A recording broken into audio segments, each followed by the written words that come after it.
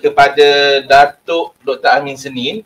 Okey, berhubung tentang bagaimana harapan, okey, ini mungkin soalan yang terakhir lah pada Datuk, bagaimana harapan Datuk terhadap guru-guru di Malaysia pada masa kini lah, masa sekarang ini. Mungkin apa yang Datuk nak lihat sebenarnya kepada guru-guru kita. Silakan Datuk. Terima kasih Faizul. Ya. Saya sebenarnya apabila saya menggerakkan connecting.learning ini dengan rakan-rakan dan juga berkongsi dengan guru-guru, saya punya harapan satu saja. Saya nak melihat ke depan nanti, guru-guru kita ini dia exercise dia punya professional autonomy. Apa maksudnya professional autonomy? Professional autonomy ini dia, saya bagi gambaran beginilah. Guru-guru kita, saya tidak satu hari nanti kalau guru-guru kita bercakap, sebab dia adalah master dalam dia punya classroom, dalam dia punya ruang pembelajaran dengan anak muridnya. Dia akan berani berkata, I know what I'm doing. Sekarang ni, quote unquote lah, we are kadang-kadang bergantung kepada orang lain untuk menentukan apa yang perlu kita buat. Tetapi saya mempunyai harapan yang cukup besar satu hari nanti guru-guru kita ini dia betul-betul mempunyai professional autonomy yang mantap. Kalau ada orang kata yang kamu buat ini tidak betul, no, I know what I'm doing. Because kenapa? Sebab dia ada ilmu yang betul, kemahiran yang betul untuk mendidik anak muridnya.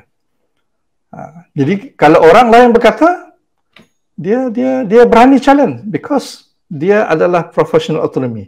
Tetapi autonomi itu bukan autonomi dia cakap kosong saja. Sebab itu bila kita bincang soal ilmu, soal professionalism ini, dan saya hendak semua guru-guru kita meningkatkan dia punya ilmu dan kemahiran supaya dia boleh betul-betul percaya bahawa apa yang dia buat itu boleh melakukan perubahan kepada anak muridnya. Kita mesti ingatnya, institusi persekolahan itu asasnya satu saja,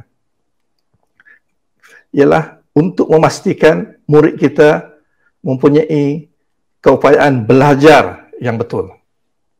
Sebab apabila dia telah keluar daripada sekolah nanti, itu yang kita sebut lifelong learning. Learning, maknanya kita memberikan mereka the learning agility, ketangkasan belajar yang betul.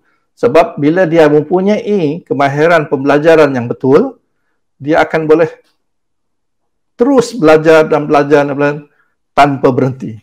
Sebab itu sama ada di dalam kelas, di luar kelas, ataupun di mana-mana saja, kita menyediakan the curriculum, quote unquote the curriculum, pengalaman dia itu supaya dia boleh belajar dengan baik. Dan apa yang kita ajar, yang kita hendak dia belajar itu, sama ada daripada segi ilmu ke, daripada segi kemahiran ke, daripada segi nilai itu, dia boleh belajar dan dia boleh serap dalam diri dia dengan baik. Tetapi kalau dia tidak punya proses pembelajaran, kemahiran pembelajaran yang baik, maknanya itu menjadi masalah kepada dia. Dan ini terbukti apabila berlakunya pandemik ini, murid-murid yang tidak punya kemahiran belajar yang baik itu banyak bergantung kepada guru, it's a problem. Sebab itu pada saya, apa yang banyak berlaku di dalam kelas kita yang dalam bentuk akademik itu yang banyak berlaku non-learning banyak berlaku. Peter Jarvis mengatakan the non-learning itu banyak. Non-learning ni maknanya benda yang kita nak dia belajar tak belajar, dia belajar benda lain. So jadi sebagai manusia actually we are non-stop learning. Cuma kadang-kadang kita memberikan dia pengalaman supaya dia belajar yang kita hendak belajar. Tapi kalau banyak berlaku di sekolah, non-learning saja. Sebab itu akhirnya murid-murid kita berkata, aku tak belajar apa-apa pun di sekolah. Sebenarnya yang dia tak belajar apa-apa tu dia tak ajar apa yang kita ajar. Tetapi yang dia belajar benda lain tu banyak. So jadi macam mana kita sebagai guru yang punya professional autonomy, yang boleh tidak payah tunggu orang lain cakap apa nak buat dan tidak terpengaruh dengan kritikan orang lain, sebab kita punya kekuatan professional autonomy untuk bercakap, I know what I'm doing.